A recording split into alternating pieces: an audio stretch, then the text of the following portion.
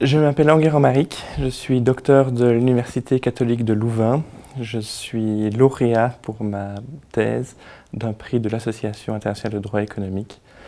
Et c'est dans ce cadre que je suis ici à Goutla.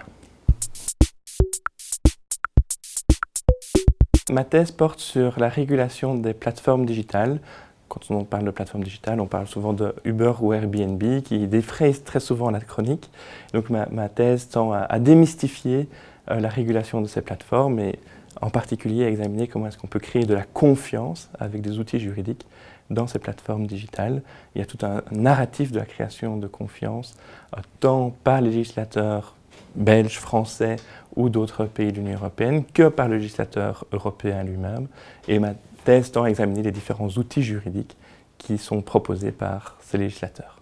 Alors, ces outils sont consacrés dans différentes directives et dans différentes législations. En France, on a beaucoup entendu parler de la loi pour une république numérique qui vise justement à créer cette confiance, mais il y a d'autres législations beaucoup plus anciennes pour la loi dans la confiance dans l'économie numérique qui date du milieu des années 2000, qui vise vraiment à organiser les relations entre des personnes qui ne se connaissent pas en ligne.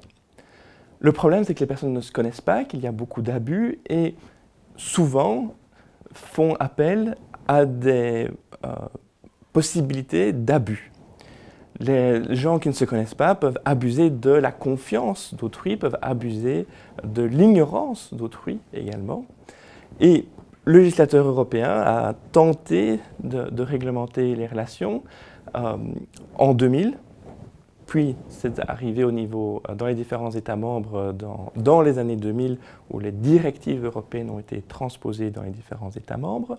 Et un de ces outils de confiance, c'est la mise en place d'un certain contrôle sur les contenus, mais ce contrôle qui est effectué sur les contenus n'est malheureusement que beaucoup trop limité pour assurer une confiance qui perdure. Aujourd'hui, en 2021-2022, cette confiance a tellement été rompue que le législateur européen a dû réviser sa copie et adopter de nouveaux instruments qui vont beaucoup plus loin dans la réglementation des relations entre les individus qui se rencontrent par l'intermédiaire de plateformes digitales.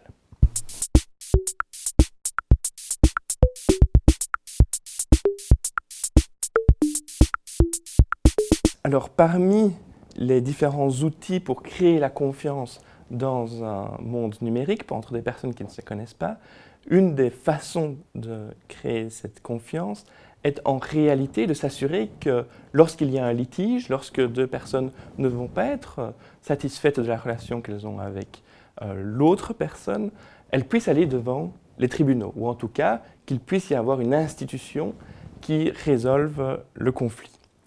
C'est une des nouvelles méthodes qui permet la création de la confiance dans une économie digitalisée et force est de constater que les juridictions judiciaires doivent prendre acte de ces relations digitales qui cherchent à trouver un juge ou une personne pour résoudre les litiges.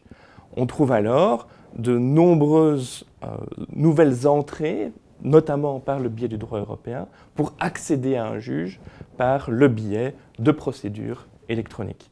Par exemple, en matière de protection des consommateurs, il existe des institutions, qui ne sont pas des institutions judiciaires, mais on s'en rapproche de plus en plus, qui permettent de résoudre les litiges entre un consommateur qui aurait fait un achat en ligne et un vendeur qui aurait tenté de vendre un bien en ligne sur eBay ou sur d'autres plateformes.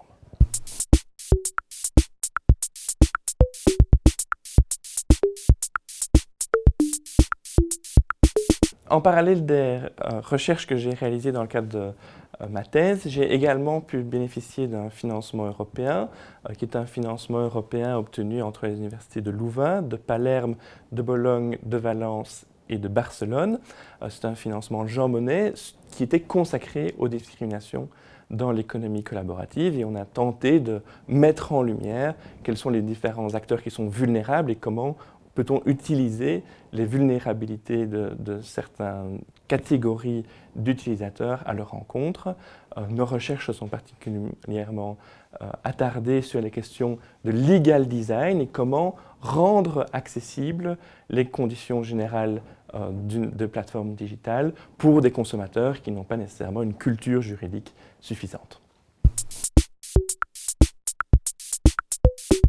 Alors, il est vrai que les plateformes digitales peuvent apporter beaucoup de bonnes choses dans les relations entre individus qui peuvent se parler plus fréquemment, qui peuvent se rencontrer dans un contexte dans lequel ils n'auraient pas nécessairement pu se rencontrer.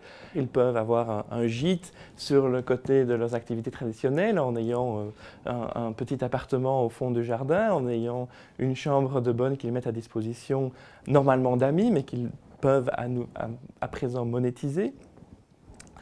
Mais à côté de ça, il y a énormément de problèmes. Et le problème, c'est qu'il y a tout un narratif sur la création de la confiance, mais lorsqu'on examine ce que le mot confiance signifie dans la sociologie, dans la philosophie, on se rend compte que cela ne rencontre pas exactement ce que le juriste ou ce que le législateur entend par le mot de confiance. Et lorsqu'on participe à un événement, à une conférence, à un débat parlementaire, on se rend compte que les différents intervenants utilisent le mot confiance comme un mot valise, qui n'a pas véritablement de signification, une définition communément acceptée par tous les différents intervenants à la table de discussion.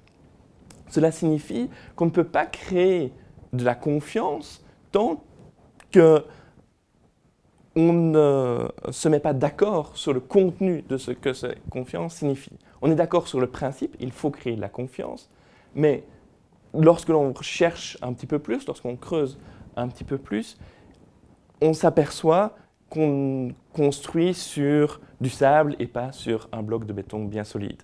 Donc on ne va jamais très loin dans la réflexion. Alors j'essaye dans mes recherches doctorales de définir certains critères, certains éléments de cette confiance. Alors il est vrai que la transparence est un élément important dans la création de la confiance, mais il y a d'autres éléments importants comme la sécurité par exemple ou la responsabilité qui doivent être davantage développés. Et ça, ce sont des aspects qui sont tout à fait omis actuellement par le législateur, alors qu'on les retrouve dans d'autres sciences sociales.